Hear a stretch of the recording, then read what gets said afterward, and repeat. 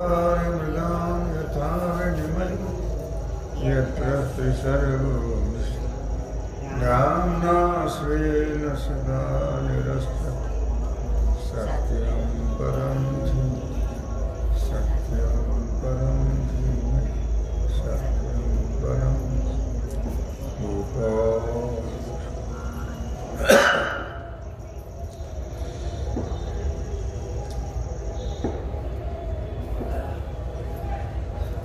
स्वप्नाचे दिसणे न दिसणे जैसे आपुले असलेपणे विश्वाचे आहे नाही जेणे प्रकाश येतैसे. भगवान सिद्धेश्वराच्या असीम कृपेने श्री रुक्मिणी पांडुरंगाच्या चरणाजवळ बसून श्री सद्गुरु ज्ञानेश्वर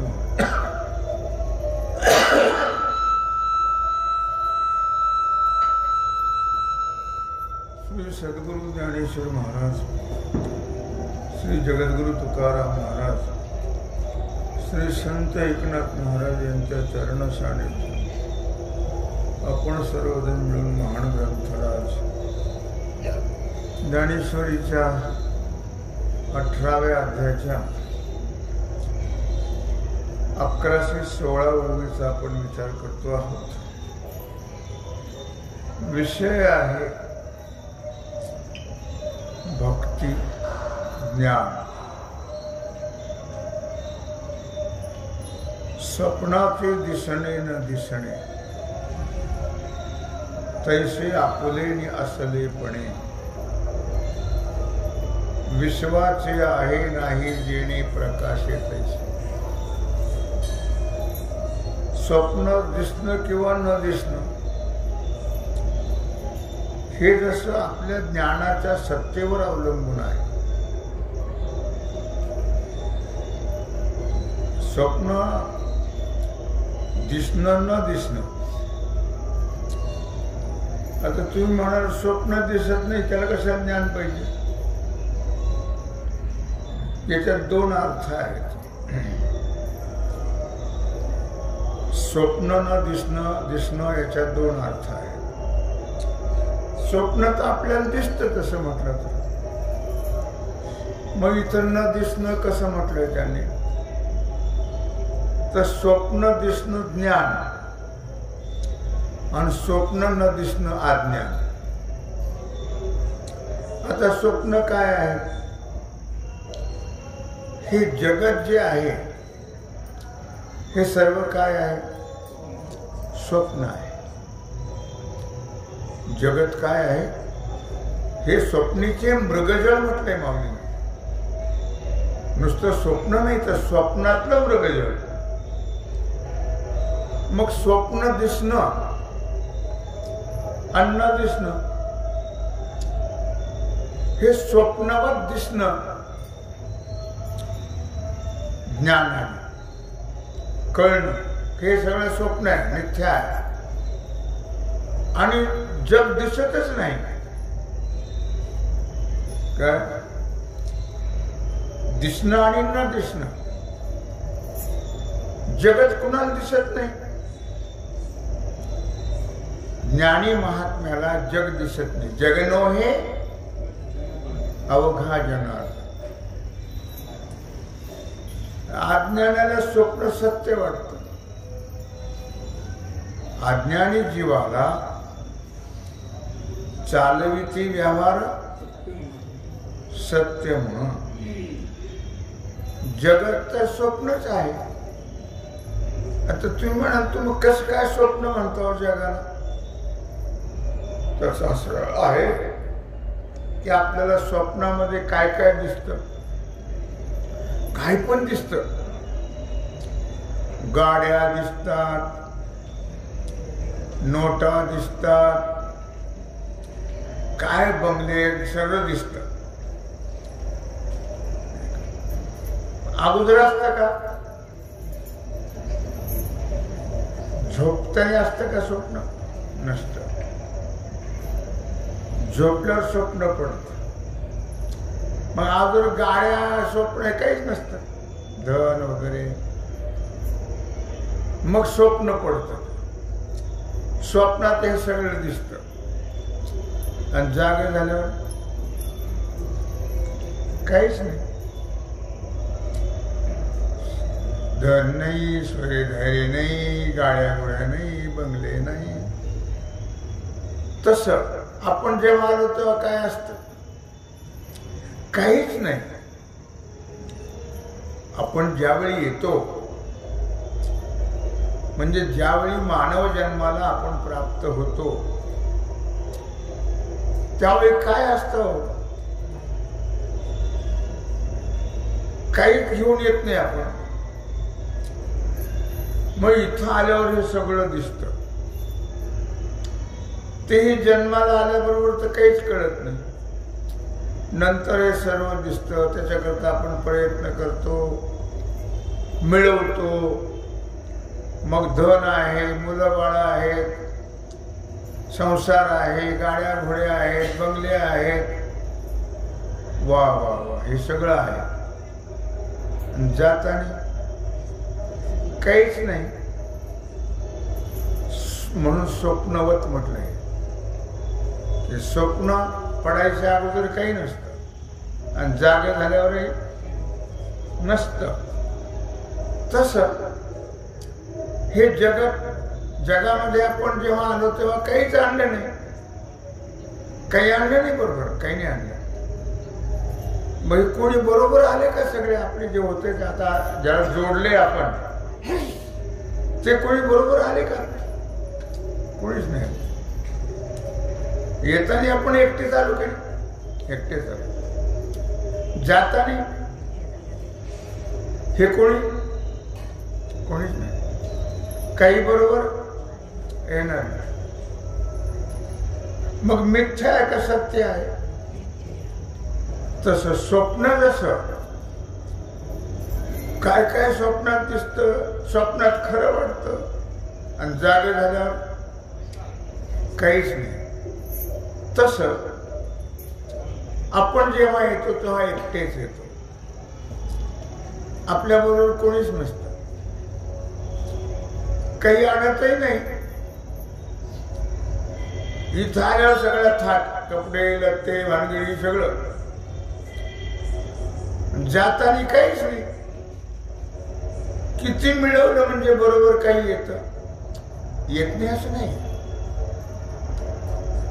पण प्रपंचातलं काहीच येत नाही आणि परमार्थातलं सर्व येत.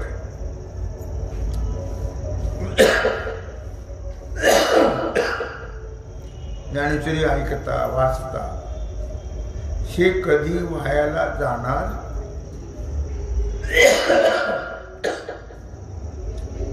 बाकीचं सगळं वायालाच. म्हणून स्वप्न म्हटलं. हे स्वप्नीचे मृगजळ आहे. स्वप्न तर खोटं असतं. त्या स्वप्नातलं मृगजळ पुन्हा खोट्यात खोट. तसं स्वप्न दिसणे न दिसणे जैसे आपुले असलेपणे. काय आपल्या ज्ञानाच्या सत्तेवर अवलंबून आहे. स्वप्न दिसणं स्वप्नवत वाटणं. आपल्याला ज्ञान असेल तर सगळं स्वप्नवत वाटतं. ते जसं स्वप्न आहे तसं ते छोटं स्वप्न आहे, हे मोठं स्वप्न आहे. एवढंच. बाकीचं स्वप्नच मिथ्याच आहे. पण कशाने कळतंय? आपुलेने असलेपणे, म्हणजे ज्ञानाच्या द्वारा हे कळत. ज्ञान झाल्याशिवाय हे काहीच कळत नाही. विश्वाचे आहे नाही जेणे प्रकाशित. मग विश्वाचं अस्तित्व आणि विश्वाचा अत्यंत अभाव हे सुद्धा ज्ञानाच्या द्वारेच कळतं. विश्व आहे का? नाही. विश्वाचा अत्यंत अभाव आहे. आम्हाला तर दिसतंय सर्व. मग त्याचं नाव अज्ञान आहे ना. अज्ञानामुळे दिसतंय आम्हाला. पण खरं विश्वाचा अत्यंत अभाव आहे. मग कोण आहे? फक्त विश्वनाथ आहे. विश्व नाही, विश्वनाथ. बाकी कोणीच. हे केव्हा कळेल? ज्ञानाच्या द्वारे. ज्ञान झाल्यानंतर कळेल. ज्ञानाच्या प्रकाशाने हे कळेल की हे सगळं स्वप्नवत आहे, मिथ्या आहे. कळून काय करायचे? हे कळल्यानंतर मनुष्य त्यात गुंतत नाही, त्याचं तादात्म्य ठेवत नाही, त्याचा अभिमान घेत नाही. खोटं आहे, मिथ्या आहे. याचे काही उपयोग कोणी असलं तरी, कोणी बरोबर येत आलं नव्हतं, येतही नाही. मग हे कसं आहे? स्वप्नाप्रमाणे. स्वप्नाप्रमाणे म्हटल्यावर त्यात मनुष्य तादात्म्य ठेवत नाही. त्यात असं ना का पण त्यात गुंतत नाही मनुष्य. त्याच्याकरता हे ज्ञान. कळल्यावर मनुष्य गुंतत नाही. कळल्यावर नाही. आता लोक रस्त्यावर पुड्या टाकतात. एकाला वाटलं पुढे इकडं बघितलं तिकडं बघितलं, ती घेते हातात पुढे. खरं म्हणून घेते की खोटं म्हणून? खोटं म्हणून का खरं म्हणून? खरं म्हणून घेतली. नंतर हळूच ती सोडली इकडे तिकडे बघून. त्यात कचरा होता. आता पुन्हा घेईल का? त्यात गुंतल का? इच्छा निर्माण होईल का? तसा संसार काय आहे? कचरा. हे कळल्यानंतर त्यात गुंतणार. फलकट हा संसार. जसं शेंगदाण्याचे फलकट असतात, डाळीचे फलकट, तसे भुसकट, तसा हा संसार आहे. भुसकटासारखा फलकट हा संसार. काय? सत्य जाण भगवंत. फक्त एक परमात्मा. सत्य तो, सत्य तो, सत्य तो विठ्ठला. कागा हा दाविला जगदाकार. सांभाळी सांभाळी आपुले हे माया. आमासिका भयाभीत केले. अर्थात हे कळणं महत्वाचं आहे. म्हणजे मनुष्याला परमार्थाची आवड निर्माण होते कळल्यावर, आणि संसारात गुंतत नाही कळल्यानंतर. म्हणून हे ज्ञानेश्वरी जे ऐकायचे ते त्याच्याकडे. आपल्याला कळलं का नाही? हे स्वप्नवत आहे सगळं. स्वप्न जसं झोपायच्या अगोदर नसतं, जागे झाल्यावरही तसं. अगोदरही प्रपंच नव्हता, नंतरही नाही. ऐसा हा सहज माझा प्रकाश कपिध्वजा. तो भक्ती ओझा बोलिजेगा. म्हणजे आता आपल्याला ऐकलं की नाही, आपण वाचतो ऐकतो, पण लवकर माणसाला पटत नाही या गोष्टी. या गोष्टी पटण्याकरता भाग्य लागतं. पटण्याकरता भाग्याशिवाय पुण्याशिवाय पटत नाही या गोष्टी. निश्चय होत नाही भाग्याशिवाय. आणि मग पटल्यावर मनुष्य मोकळा होतो. मग तो गुंतून राहत नाही. म्हणून म्हटलं आपुली आपण करा सोडवण. संसार बंधन तोडा वेगी. संसार बंद आहे. बंद म्हणजे लावून घेतला आपण. तुम्ही वाज मोकळे, तुम्ही वाज मोकळे. तुम्ही काय बांधले काय? बांधून घेतलं का? बंधन नाही आहे. पण बंधन मानल्यामुळे माऊली म्हणतात आपुली आपण करा सोड. तुम्हाला कोणी सोडणार नाही. तुम्हाला तुमचं तुम्ही सोडून घ्यावं लागेल. ते भजनाने श्रवणाने आपली आपण सोडून करून घेऊ शकतो आपण. ऐसा हा सहज माझा प्रकाश जो कपिध्वजा. म्हणून हे कळणं फार दुर्मिळ आहे, कळत नाही.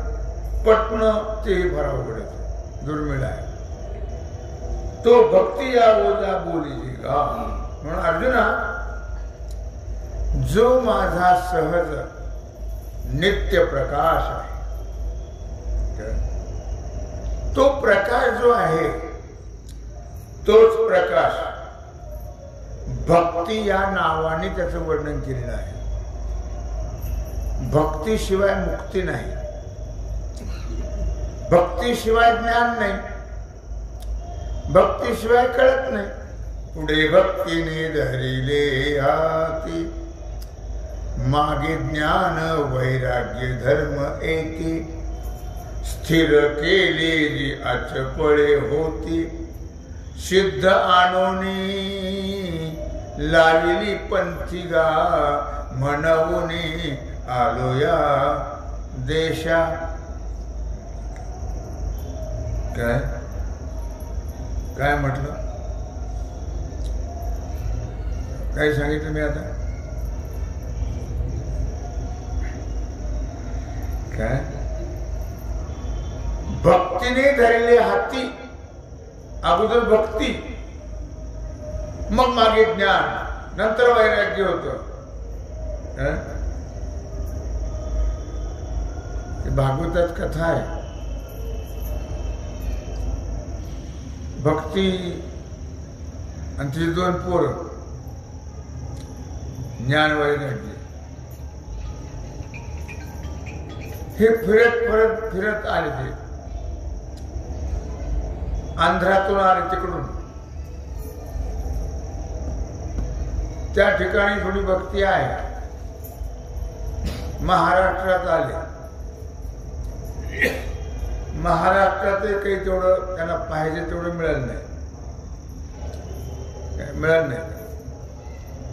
मग पुढे गुजरातमध्ये गेले, तिथेही काही मिळालं नाही. पुढे मग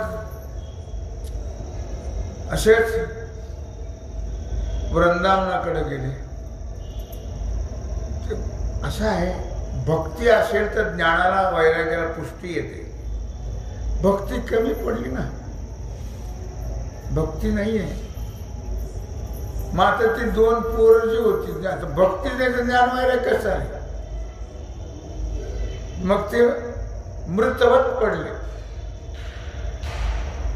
मृतवत पडल्यानंतर झाले नारद. नारदाने विचारलं, कोण बाई तू? म्हणले, माझं नाव भक्ती आहे. हे म्हातारी दिसतात पोरं, ते कोण? म्हणजे माझे पोरं आहेत ते. मग इथं का पडले ते असे? ते काय म्हणले, मरायला लागले. त्याच्या मृतवत पडले ते, त्याच्यात ताकद राहिली नाही. भक्तीच नाही तर ज्ञान वैराग्य कुठली तर ताकद राहील. भक्तीशिवाय ज्ञान वैराग्य होत. मग सांगितलं किंवा भागवताने तुला जीवन प्राप्त होईल. मग त्या भागवत कथेची कथा आहे भागवतामध्ये. आणि मग तिथून पुढे तिला बळ प्राप्त झालं आणि ते पोरही सावध झाले, अशी कथा आहे. तेव्हा मी कशाला सांगितलंय, ज्ञान आणि वैराग्य भक्तीनं निर्माण होतात. पण भक्तीच नसेल तर ज्ञानही नाही आणि वैराग्यही नाही.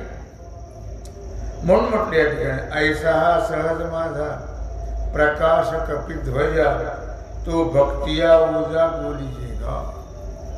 मग माझा जो प्रकाश आहे ना, तो भक्ती हा माझा प्रकाश आहे. आणि सर्व परमार्थामध्ये एक नंबर जर काही असेल तर भक्ती आहे. नंतर ज्ञान, नंतर वैराग्य, भक्तीनंतर. अगोदर भक्ती पाहिजे. भक्ती वाचून ज्ञान नाही, भक्ती वाचून वैराग्य नाही. भक्तीपासून ज्ञान कसं काय नाही?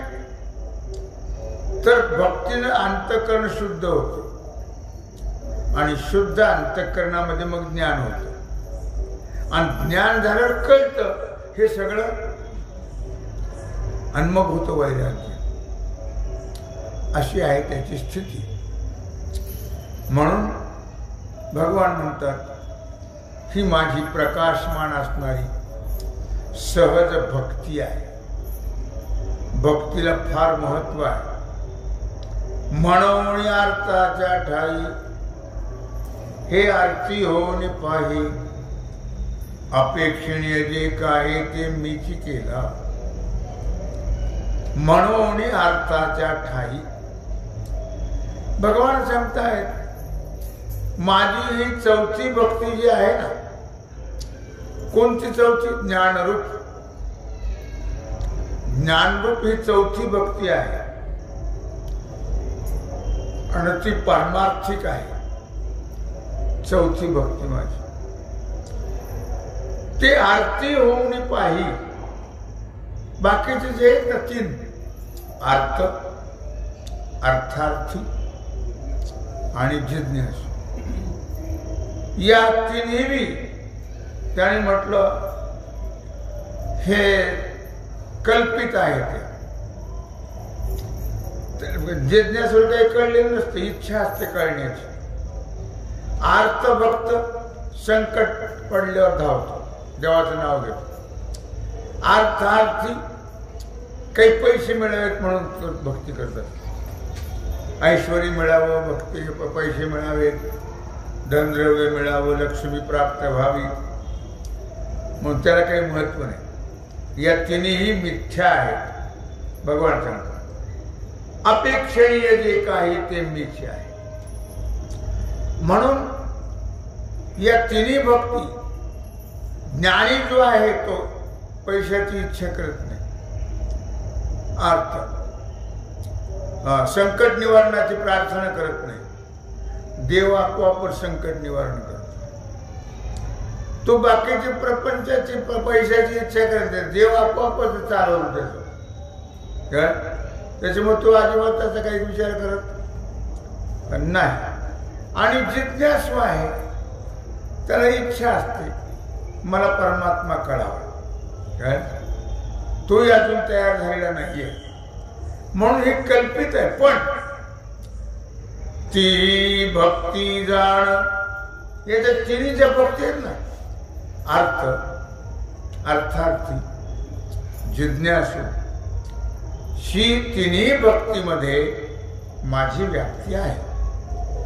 कारण अर्थभक्त संकट निवारणाकरता माझीच प्रार्थना करतो, संसार चांगला व्हावा माझीच प्रार्थना करतो. आणि जिज्ञासू सुद्धा मला जाणण्याचीच इच्छा करतो. म्हणजे या तिन्ही भक्तीमध्ये मी आहे. तिन्ही भक्तीमध्ये मी आहे, माझी व्याप्ती आहे त्याच्यामध्ये. कारण अज्ञानाने मलाच अर्थभक्तीचा कर्ता बनवलेला आहे. भक्ताचे संकट तोच निवारण करतो, दुसरं कोण करणार आहे? काय मागे पुढे उभा राहे सांभाळीत, आलिया आघात निवाराया. काय आणि आर्त भक्ताची इच्छा देखील मलाच व्हावं लागतं. त्याची इच्छाही मला पूर्ण करावी लागते. केली की नाही? अर्थभक्त कोण होते? गजेंद्र अर्थभक्त. संकट पडल्यावर देवाचा धावा केला, पण देव धावून आला की नाही? आला. संकट निवारण केलं की नाही? केलं. आणखी अर्थभक्त द्रौपदी आहे, अर्थभक्त. भगवान धावत आले की नाही? आले. संकट निवारण केलं की नाही? केलं. प्रल्हाद अर्थभक्तातच मोडतो. प्रल्हादाने भगवंताचा धावा केला, केला. भगवान आले, आले. संकट निवारण केलं, केलं. मग अर्थभक्ताची जी इच्छा आहे ती मलाच व्हावं लागतं. भगवान सांगताय शारीरिक रोग असतील, शारीरिक रोग, शरीर तर कसं आहे? शरीर रोगाचे शरीर दुःखाचे कोठार, शरीर दुर्गंधीची थार, नाही अपवित्र शरीरा ऐसे, शरीर सुखाचे घोसुले. महाराज काय म्हणतात? शरीर रोगाचे भांडार, दुःखाचे कोठार. रोग बाहेरून आणलं की नाही, शरीरातच रोग आहे. दुःखाचं भांडार, शरीरात रोगाचं भांडार आहे काय. म्हणून म्हटलं या ठिकाणी की शारीरिक रोग आहे, मानसिक चिंता आहे, चोर आहे, वाघ आहे, सर्प आहे, शत्रू आहे, भय आहे, अतिवृष्टी, अनावृष्टी, दुष्काळ, भूकंप वगैरे, उल्कापात, विद्युतपात, ह्या आपत्ती आहेत. ह्या सगळ्या संकट आहेत लक्षात. आणि यांची अपेक्षित असलेली निवड, हे नको बा, काही येऊ नको, आम्हाला दुःख नको, आम्हाला काही दुष्काळ नको, आम्हाला काही महापूर नको, भूकंप नको, वगैरे वगैरे या सगळ्या गोष्टी आहेत. या सर्वांच निवृत्तीची इच्छा आहे का असं म्हणतात लोक. हे नकोय म्हणतात, हे काहीच नको आम्हाला, काय निवृत्तीची इच्छा आहे असावं कोणी म्हणत नाही. लक्षात ठेवा. मग या सर्वांच्या रूपाने मीच आहे. मग त्याद्वारा का होईना, पण लोक माझ्याकडे धाव घेतात. रोग झाला, देवाची आठवण करता का नाही? रोग झाला, देवाची आठवण करतात. मानसिक चिंता निर्माण झाली, देवाची आठवण करतात. चोर आले, देवाची आठवण. वाघ आला, देवाची आठवण. सर्प पाहिला, देवाची आठवण. शत्रू आला, देवाची आठवण. काय भय वाटलं, देवाचं नाव घ्या. हरि उच्चारणे मंत्र पै आघात. पळे भूत बाधा भेन येते. काय अतिवृष्टी झाली, देव. अनावृष्टी झाली, देव. या सगळ्या गोष्टी ज्या आहेत लक्षात ठेवा. त्या सगळ्या आपत्तीमध्ये भगवंताचीच इच्छा केली जाते. आणि या सगळ्या आपत्तीतून कोणी काढत नाही आपल्याला, फक्त भगवानच काढतो. लक्षात ठेवा. दुसऱ्यात कोणात सामर्थ्य, फसलेले सगळे तसलेच. कोण काढेल तुम्हाला? नाही का. जो भेटे सो दुखिया बाबा, सुखिया कोई नाही. कोणाकडे जा तुम्ही सगळे दुःखीच. काय मग कोण निवारण करेल? काय खर्चून गेलं महारोग्याकडं, तो म्हणतो काही औषध सांगता का मला? फार खाजवतोय माझं अंग, सगळं खरू झाली मला. तो म्हणला मी महारोगी. तू म्हणा पलीकडे हो. तोही दुःखी, हाही दुःखी. कोण निवारण करेल? कोण निवारिलं दुःख? कोण हरिलं तहान भूक? कोणीच नाही. हे सगळं निवारण करणारा परमात्मा आहे. दुसरं कोणी काही करू शकत. जिज्ञासु पुढा गिरीश,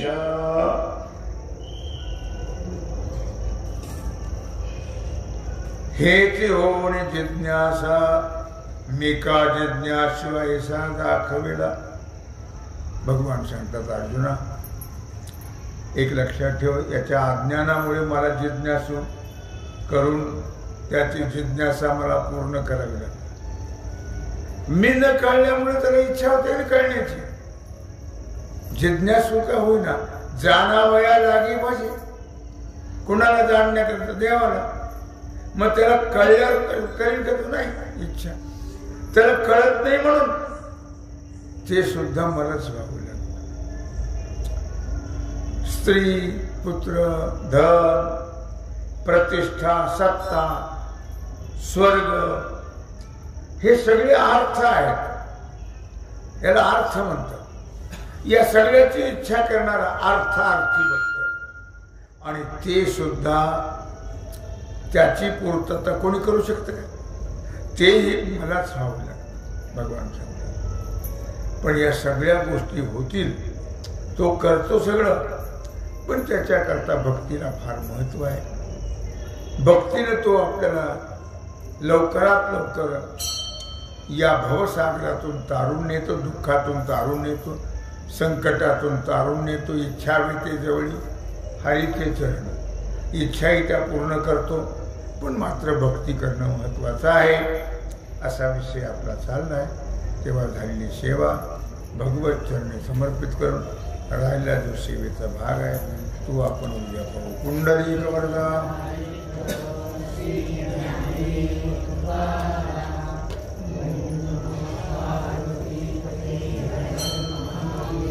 आता विश्वात्मके